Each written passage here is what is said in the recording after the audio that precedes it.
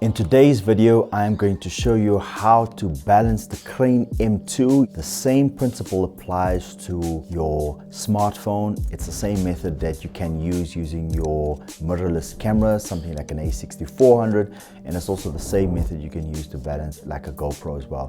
The Crane M2 is a powerful little gimbal, and it is definitely a gimbal that I recommend. And in today's video, I'm going to quickly show you how I balance this gimbal using my point and shoot camera, which is the ZV-1 Sony pocket size camera. Before I start showing you how I balance the Crane M2 gimbal with the ZV-1, I know that there's a ton of videos out there covering this exact same topic. This is just my personal method. The ZV-1 Crane M2 combo is such a popular combo, and you know, the Crane M2 is such a versatile little gimbal that makes it so attractive to a lot of creators because of its size, because of its price point, and because, like I said, the versatility. So please don't shoot me. This is purely my method.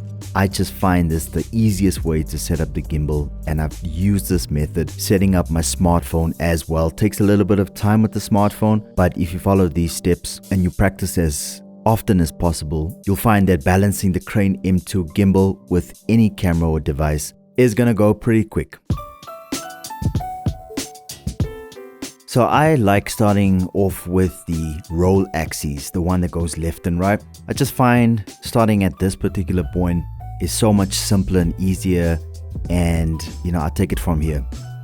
What's important is just make sure that the axis, the roll axis, sits in the center. If you move the camera left or right, that ideally it should stay in that position. That's how you know that the camera on this axis is balanced out. So after the roll axis, I move on straight onto the tilt axis, the one that allows your camera to move up or down. This one is very simple. Just loosen the screw. I just call this a screw for reference purposes, and just move the camera up and down until it is also dead center on this axis. What's important is that you must make sure that you have free movement of the camera right on top, so that when you are in underslung mode, that the camera moves freely underneath the roll axis. And how you know that it's balanced? The camera will stay dead center. It won't fall back, it won't fall forward. There we have it. And now for the camera itself on the quick release plate. So here we're just going to loosen the screw at the bottom and move the camera forward or backwards depending on where it falls. Again, we're trying to make sure that the camera is balanced by itself. And once all of the axes are balanced, the camera should not be falling left or right, backwards or forwards. And no matter how you move the camera without putting on the gimbal, the camera should stay in that particular position.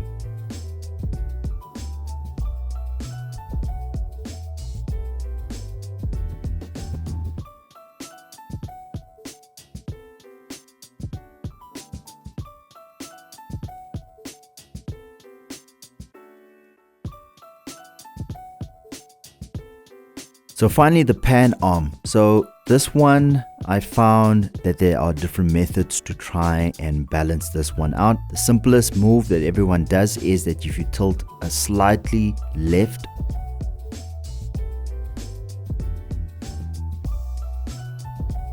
or slightly right, depending on the direction that the camera falls, you then adjust accordingly. I find that if it falls anti-clockwise, it means that you need to push the pan axis in a little bit. If it falls clockwise, it means that you need to pull it out slightly. And what I do is I use the screw mount here as my reference point. If it falls in the dead center, your camera is balanced on the pan axis.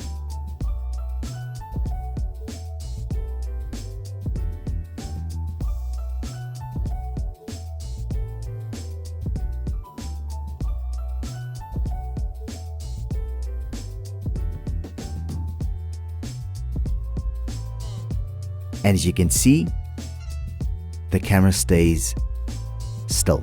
It's not falling left or right, so it means that it's balanced out. What I love the most about the Crane M2 and ZV-1 combination is that I'm able to control the ZV-1 on the Crane M2. I am able to connect the two devices together, so it makes it easier in a run and gun situation, or if you're vlogging, or if you're making a nice cinematic video with your ZV-1. Let's not judge anybody here. If you don't have an FX3, the ZV-1 is still good enough to make really cool content. So going out using this combination, it makes it really simple and easy to control it. And with the different functions, pan, follow, go, vortex mode, lock mode, and POV mode. And that's it. The camera is balanced. Thank you so much for watching the video. It was so fantastic to have you on the channel. If you are new around here, please consider hitting the subscribe button. I hate asking that question because I don't think it actually works, to be honest with you. But hey, listen here, if you found anything on this channel valuable, and if there's anything else, I mean, I encourage you, go and explore. This is like a mall, it's like a store. You can go and check, window shop as much as you like. There is a ton of content. I think I've got about 30 videos, close to 40 videos. Go watch them all. They are of value, and you're gonna see my pretty face there, and you can enjoy it, and you're gonna tell your mother and your father and your girlfriend and your boyfriend, hey, listen here, there's a YouTuber out there that creates content that's completely different to anybody else. And I would encourage you to go like them all, subscribe to the channel, hey, become a family member, because this is what our channel is all about. It's about creating a community.